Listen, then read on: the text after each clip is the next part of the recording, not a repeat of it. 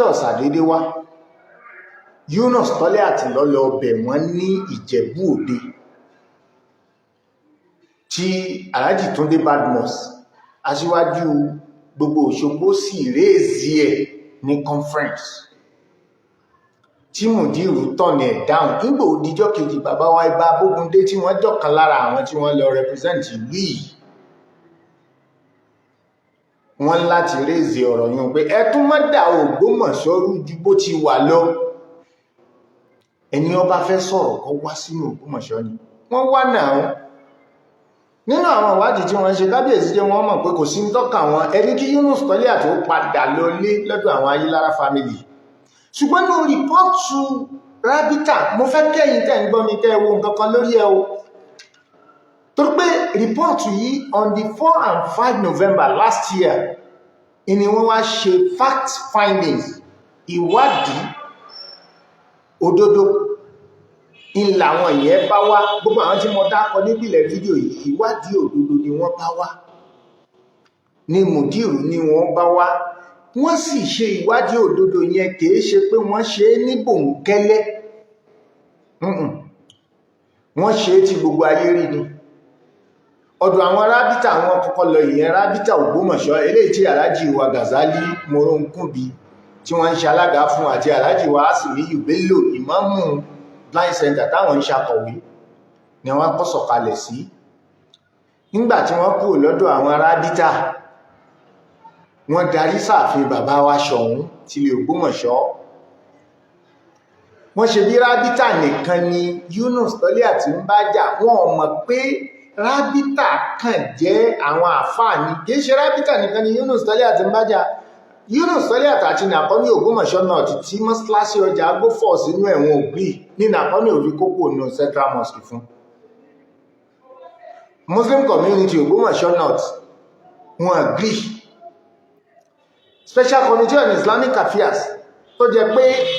pé àwọn ni administrative team fún Central Mosque ọjà agbó. Yunus Toliat ní ọmọ abẹ́ òun ni wọ́n, eléyìí tí bàbá wa ààrẹ mùsùlùmí Alhaji Abdulgani Àtàndá Owódùn ní tí wọ́n jẹ́ alága wọn. kí mọ́ wọ lọ́gbọ́ náà, wọ́n kò lọ́dọ̀ àwọn Rábítà ni wọ́n darí sọ́dọ̀ bàbá wa kábíyèsí Ṣọ̀ún tilẹ̀ Ògbómọ̀ṣọ́. wọ́n kò lọ́dọ̀ bàbá kábíyèsí, wọ́n darí sọ́dọ̀ Yunus Toliat, níbi tí ń sọ pé òun ò lè sọ̀tàn fámílì òun lórí afẹ́fẹ́. irọ́ lásán bí àṣà rẹ̀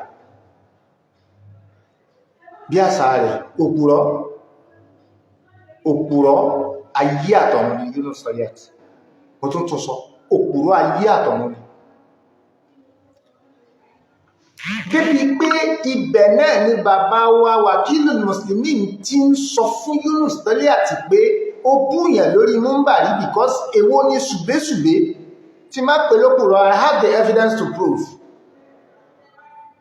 gbogbo ẹni tó bá wo live yìí, ẹ comment, ẹ like, gẹ̀dẹ̀ share. mi kì í fẹ́ ṣe ní ṣe blogger, ṣùgbọ́n bí ọ̀rọ̀ lọ yìí ó dàbí ni pé a mọ̀ blọ́ọ̀gì, a mọ̀ fi òtítọ́ hàn ayé kí wọ́n mọ̀ rò pé bóyá nítorí ọ̀rọ̀ Ògbómọ̀ṣọ́ nìkan la fi jáde. àìmọye àwọn òtítọ́ ní ìtọ́jẹ́ pé ẹ̀fẹ́ mọ̀ tá sì jí ẹ mọ̀. inú ọ̀rọ̀ kan ìsìláàmù ìlú Ìwó tá ń sọ lẹ́ẹ̀kan yẹn, nígbà mo bẹ̀rẹ̀ fídíò yìí, nígbà wọ́n dẹ̀ kúrò lọ́dọ̀ rẹ̀ ní Central Mosque ọjà agbó, wọ́n lọ sùn. láàárọ̀ ọjọ́ kejì ni wọ́n jí sí ilé Ayílára, táwọn Ayílára náà sọ tí wọ́n dẹ̀ gbé ní Facebook Live. kódà táwọn Ayílára ń fi tí wọ́n ń fara kí pé bàbá wa Wakilul Muslimin Alhaji Iskil Muhammad Awal Sugar wọ́n sì lè máa sọ fún Yunus Toliat, torí pé àwọn èèyàn marizin tí Yunus Toliat fi ń tọrọ àforíjì lórí YouTube. bàbá wa Wakilul Muslimin làwọn rò pé ọ̀rọ̀ yẹn ò le, ni wọ́n sọ fún Yunus Toliat pé kó tọrọ àforíjì jímọ̀ méje o fún bàbá lọ́wọ́ bàbá kábíyèsí o. kí ṣe bàbá kábíyèsí ni Yunus Toliat ṣe in tó fi ṣẹ̀wọ̀n tayọ ọ̀rọ̀ ẹjọ́. ṣùgbọ́n tí bàbá kábíyèsí dúró lé lórí ni pé aláṣẹ tí mo pa nígbà mo ráwọn èèyàn tí mo tún wí fúnra mi tó wá ní òní múlẹ̀. bí ó bá lẹ́bọ lẹ́rù kí ló burú nù pé lọ sí fámílì rẹ lọ yanjú rẹ̀ nínú ilé ẹ má dàdúrú fún mi wọ́n ní ọmọ dàdúrú ní ìkéṣe pé wọ́n bá jà só nílùú ọ̀fẹ́ kí ló òun tú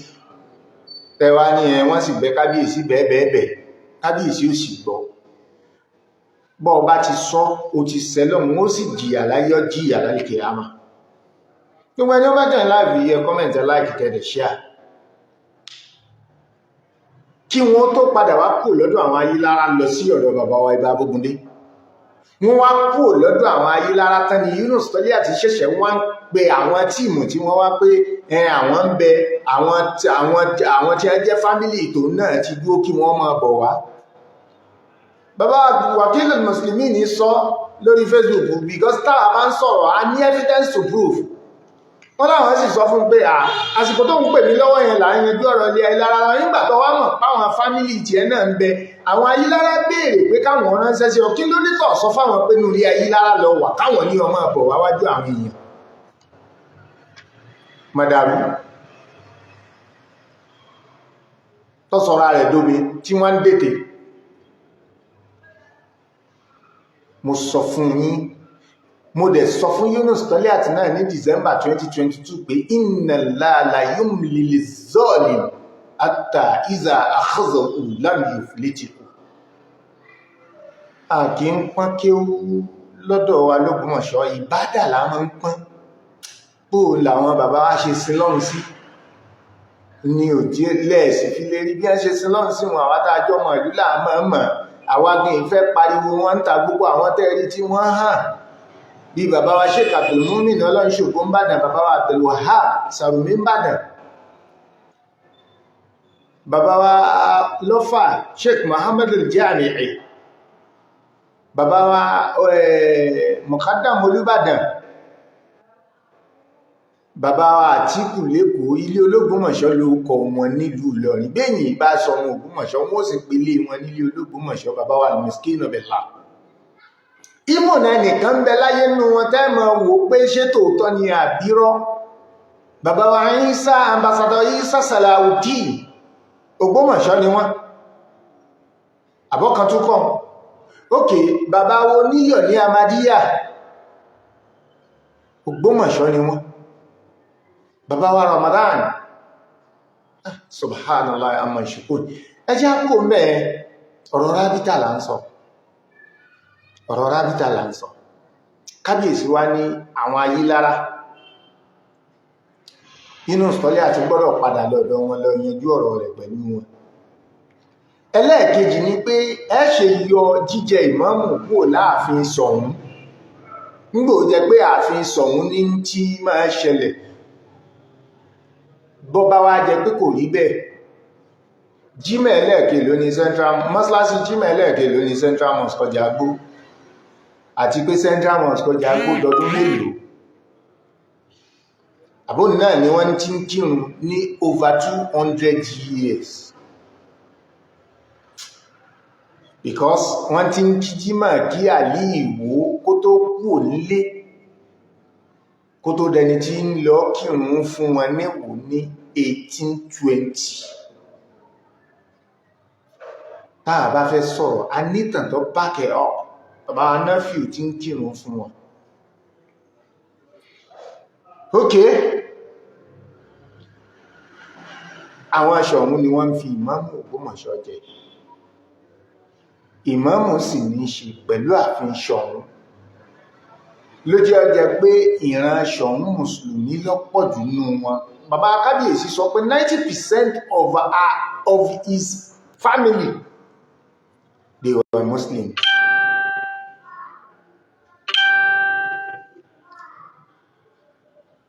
ẹlẹ́ẹ̀kẹta tí bàbá kábíyèsí wí tí ń bẹnu rìpọ́ọ̀tù rábítà ni pé ẹni ó ní mọ́sálásí Ọjàgbó gbogbo ẹ̀yin tẹ́ bá join live ẹ comment ẹ like kẹ́rẹ̀ share bàbá Ṣọ̀ún ní ẹni ó ní mọ́sálásí Ọjàgbó àwọn gbọ́dọ̀ mójútó torí táwọn ò bá mójútó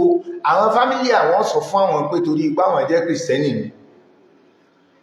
ẹlẹ́ẹ̀kẹrin ń bẹ làwọn àbùkù àti àwọn ìbanilórúkọjẹ́ tí Yunus tó fi kan àwọn. Gbogbo ẹ̀bẹ̀ tí Yunus ti bẹ̀ láti Jímọ̀ méje tí Mr. Bonanza Comedy àbí kí ló pèrè àti BBC Yorùbá wá gbé sórí ayélujára, èwo ló tayọ tẹ́lẹ̀ kẹrin yìí. Eléyìí ni in tí ń bẹnu rìpọ́ọ̀tù Rábítà fáwọn gbà nínú ìwádìí ìjìnlẹ̀ àwọn láti mọ tí ń ṣẹlẹ̀ lọ́dọ̀ kábíyèsí. Òde ní ẹlẹ́ẹ̀kejì, wọ́n láwọn dọ́dọ̀ Yunus Toliat, wọ́n ní ó sọ pé ọmọlé Ayílára lò ní tòótọ́, àtọ̀nà tó ń gbàjọ ọmọlé Ayílára, ó dẹ̀ ní òun gba ojúpọ̀nà ọ̀nà tí fámílì gbà yàn wípé gbogbo fámílì lọ dá sí yíyàn òun, pé Alhaji Isiaq sì ní mọ́gàjí, pé òun ò sì ṣetán láti sọ ìtàn bóun ṣe jẹ́ nínú ilé Ayílára lórí social media. Ẹ bá ń bi Yunus Toliat léèrè, kí wá lóde tó tún fi pe àwọn Rábítà ń jọ nígbà táwọn Rábítà padà lọ ilé Ayílára pé àwọn fámílì tòun náà ti jókòó kí wọ́n wá gbọ́ ọ̀rọ̀ lẹ́nu àwọn.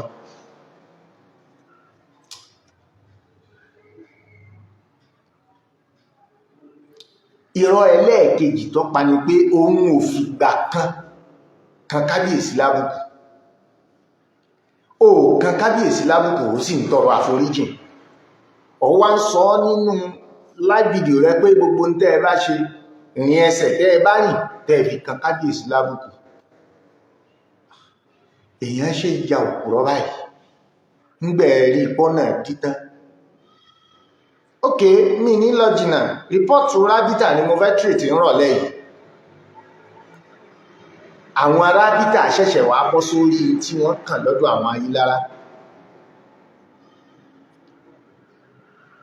Àwọn Ayílára kílèmù pé Yunus Toliat tó bára àwọn tán nínú fídíò, nínú rìpọ́ọ̀tù tí Rábítà gbé jáde. Wọ́n dẹ̀ jẹ́ ká mọ̀, wọ́n jẹ́ kí Rábítà ó mọ̀ pé ìkángun méje làwọn ní, wọ́n sì declare rẹ̀. Wọ́n jẹ́ ká mọ̀ pé obìnrin kan ní bẹnu méjèèje, débi pé àwọn ọ̀ka àwọn ọmọ obìnrin yẹn mọ́ ìkángun àwọn lójú ọdún ṣẹ́kù 6.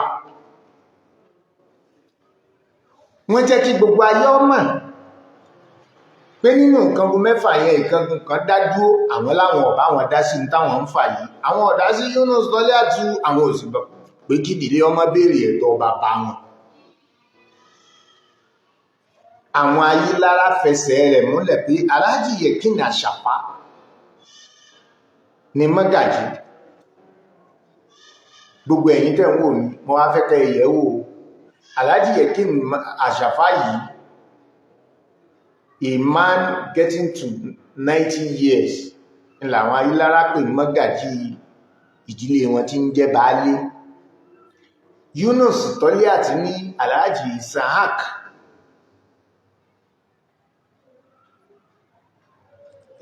bóyá 60 years àbí wọn ètí àbí over 60 years ní mọ́gàjí nínú ilé Ayílára. Ẹ̀yin tẹ́ ń gbọ́ mi, láàrin èmi àti yín, ẹ̀yin náà ẹ̀yẹ méjèèjì wò, eléwo ní sòótọ́, eléwo ní purọ́. Tọ́, àwọn Ayílára fìdí rẹ̀ múlẹ̀ pé Yunus Toliat tún fàbùkù kan ọ̀kan nínú àwọn àgbà ìdílé àwọn tó jẹ́ olórí ìkángun kan nínú ìkángun 5 tàbí ìkángun 6 tó kù, débi pé ó ti bàbá yẹn mọ́lé, ó gbé wọn lọ ẹ̀wọ̀n. Máa bọ́ ìní sọ púpọ̀ nínú rẹ̀ torí pé wọ́n fìdí ẹ̀ múlẹ̀ nínú ẹ̀sùn báwọn Ayílára fi kàn án ni pé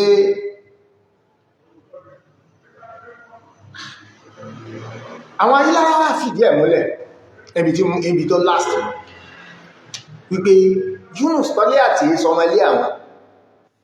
wọ́n kó dọ́kúmẹ́ntì kalẹ̀ wọ́n dẹ̀ kó fọ́nrán ní fídíò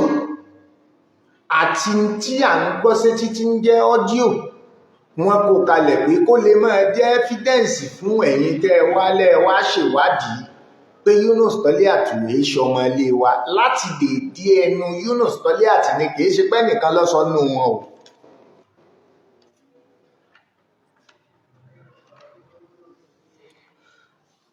Ibi mọ̀ wá lọ mo rí ṣe mọ̀ pé mo ní in tí mo fẹ́ analyze fẹ́yìn tẹ́ ń gbọ́ mi lónìí ìní rìpọ́ọ̀tù Rabita League of Imam and Alfas Yorùbá Land Edo and Delta. Okay, nígbàtí Rabita wà gbé rìpọ́ọ̀tù wọn jáde mi ní sọ date rìpọ́ọ̀tù yẹn ń bẹ lọ́wọ́ Yunus Toliat tó bá ṣe pé kò rí bẹ́ẹ̀ kọ́ bọ́ sórí mímbà rí ọ̀tún láni kó ní irọ́ ní tí mọ̀ sọ yìí torí pé Rabita sẹ́ndì rìpọ́ọ̀tù sún kálukú tó bá wá ṣe pé àtòun àtàwọn tí ẹ ń bẹ lẹ́yìn rẹ̀ tí wọ́n bá ní debunking evidences against tí mọ̀ sọ yìí kí wọ́n gbé jáde látàlẹ́ ìlọ.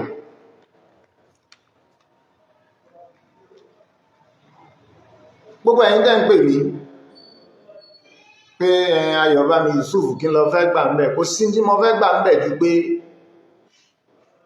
bẹ́ẹ̀ bá gbọ́dọ̀ ìwọ tó bá fi lè bú Ògbómọ̀ṣọ́ pé wọn lẹ́mí ìdáríjì àbí pé bọ́yá kábíyèsí èsẹni eré pé ṣe bá ń ṣe lọ́rọ̀ ẹbọ́ lọ́run ń gbọ́ ìwọ̀nù ọlọ́nu rìpọ́ọ̀tì Rabita ni mo fẹ́ kó kọ́kọ́ wò sọmọ̀ pé mo ti ń sọ àwọn kan láti jẹta látàná mo ti ń sọ wá kí wọ́n tó flag page dáhùn lánàá omi ni mo tún sọ lónìí mo dẹ̀ ń sọ authoritatively pé tí wọ́n bá ní debunking evidence kí wọ́n mú wá rìpọ́ọ̀tù Rabita wá ní Rabita ní àwọn mú ìjọ táwọn ó jókòó táwọn ó gbọ́ gbogbo ọ̀rọ̀ yìí nígbà táwọn ti ṣe fact findings àwọn pé gbogbo ẹni ó sì kan ó ti mọ̀ lọ́kọ̀ọ̀sẹ̀ kan páwọn ó jókòó. Ẹlẹ́ẹ̀kejì wọ́n láwọn ó jẹ́ kí kábíyèsí ọmọ ìbà Bógúndé tó sì initiate wíwá àwọn padà ọmọ sáwọn tí wọ́n sọ pé torí Yunus Toliat tó wá bí àwọn làwọn fi wá mọ́ o nígbàtí kí wọ́n tó gbé rìpọ́ọ̀tù jáde ẹ̀hókè ẹjẹ́ wọ́n sọ̀rọ̀ nísìn kí wọ́n tó gbé rìpọ́ọ̀tù jáde Yunus Toliat àtàwọn èèyàn rẹ̀ wọ́n wá ń bú àwọn Rabita ẹni ọkọ̀ jáde ni bàbá wa kí ó gba gold pé mọ̀ dáwálé mi àtàwọn tíìmù mi ìyẹn Al-Irshad àwa ẹbú wa náà ni a sì ti torí pé ọ̀rọ̀ ẹ̀sìn ni àwa mẹ́tẹ̀ẹ̀ta tá a wá àfaramọ́ Rabita tó wá rán wa wá ẹ̀tún wá ń bú Rabita àtàwà tí wọ́n rán wá àwọn òdá sí mọ́ ń tà wọn. Bàbá wa Iskil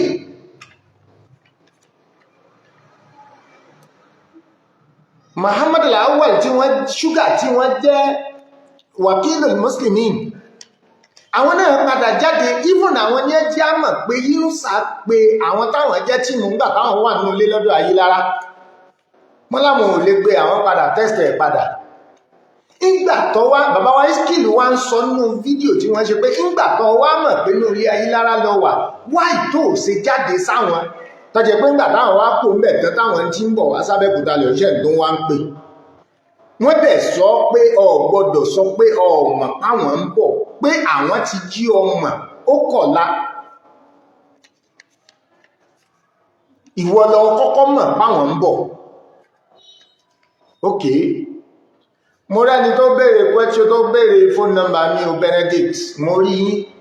but mi ní sọ phone number mi lórí péjì lásìkò yìí so ẹ chat mi privately máa fún yín phone number mi tó bí èyí tí mo yanjú lọ́wọ́ ìyá gbọ́dọ̀ yanjú ẹ̀ tán. Lẹ́yìn ìgbà yẹn ọ̀rọ̀ tí Musa àtàwọn èèyàn rẹ̀ ń sọ lọ jẹ́ kí bàbá Mudir Markaz ó padà wá jáde pé à ṣáwọn ń ṣàwó ní. Mo ti post eléyìn náà sórí péjì mi ẹ lọ wo Ọ̀rọ̀kùtọ́pọ̀ TV ẹ rí gbogbo àwọn ọ̀rọ̀ tí bàbá Mudir Markaz náà sọ níbẹ̀.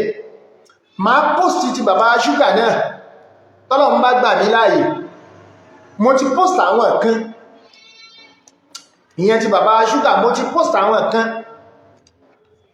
ti bàbá Akéwùgbà Gold nìkan ní post yìí tí ó sì jẹ́ post ẹ̀ ní pé mo rí pé inú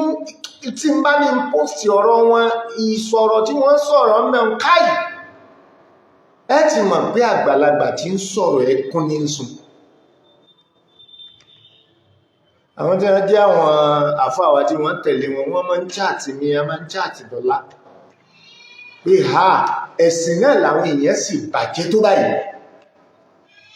kí wọ́n mọ̀ wá rí wọ́n rí ọ̀pá fún Yunus tọ́lẹ̀ àti ní òjò post fídíò wọn kò sí nǹkan kan.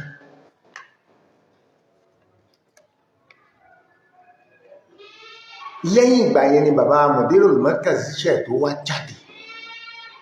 ǹjẹ́ wá ní ọ̀rọ̀ ẹ̀sìn ṣé bá fáà náà lẹni tó wá fọ̀rọ̀ lọ̀ wá iṣẹ́ ẹ̀sìn náà láàfin yanjú ẹ̀ nígbàtà àṣàwò. Ìgbẹ̀yìn ìgbà yẹn ní rìpọ́ọ̀tù Rábítà ṣe wá jáde, recommendation Rábítà wá ní wọ́n níjọ́ táwọn bá fẹ́ ṣe ó kọ̀sẹ̀ kan everybody ó ti mọ̀. Bàbá wa Ṣọ̀ún àwọn lọ sọ fún wọn kanlẹ̀kanlẹ̀ lọ sọ fún wọn pé à ń bọ̀ wá lù yín o. Bàbá wa Ìbà Bógúndé àwọn lọ sọ fún wọn pé à ń bọ̀ wá lù yín o lórí ọ̀rọ̀ ẹ̀sìn, kò ní jẹ́ impromptu. Táwọn wá ṣe fact findings tó jẹ́ páwọn ti d'Ógbómọ̀ṣọ́ káwọn tó pe bàbá kábíyèsí kí bàbá kábíyèsí ó tó ní bí ìṣe ń bọ̀ náà ni àmì ìpàdé ìlú láàfin.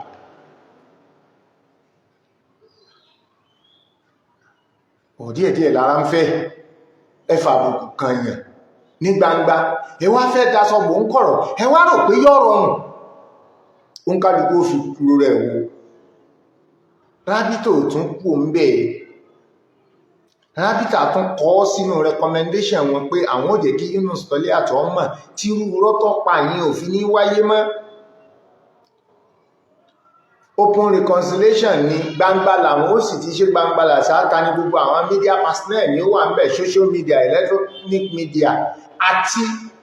paper media ni ó wà ń bẹ̀ torí pé àwọn ọ̀sáwó ẹ̀sìn làwọn ń ṣe. Ayílára náà wà ń bẹ̀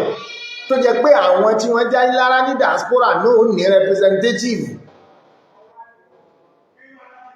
Gbogbo tó ń kálùkù sí ilẹ̀rí ẹ̀kọ́ wá báyìí ni kìí ṣe pé kàn mọ́ fẹnu sọ fáwọn.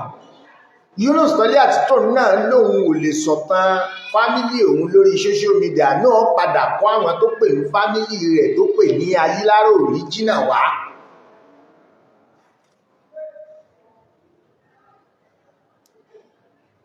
Àwọn dẹ̀ invite gbogbo àwọn tí wọ́n wà nínú Muslim community tí wọ́n dámà pẹ̀lú ìyàtọ̀ sáwọn Muslim community tó ti kú tí wọ́n sọra wọn di nǹkan torí pé kílù ọmọ dàrú tàwọn wò wọ́n rán. Àwọn tí ẹ jẹ́ èèyàn pàtàkì nínú Ògbómọ̀ṣọ́ wà ń jòkó ńjọ́ náà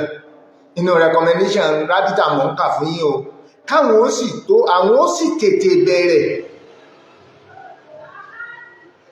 torí káwọn ó lè bá aráàyè àwọn ó tètè bẹ̀rẹ̀ látàárọ̀ torí káwọn ó lè bá aráàyè bèèrè àwọn ìbéèrè kọ̀ọ̀kan tó pilẹ̀ àdánwò wàhálà yìí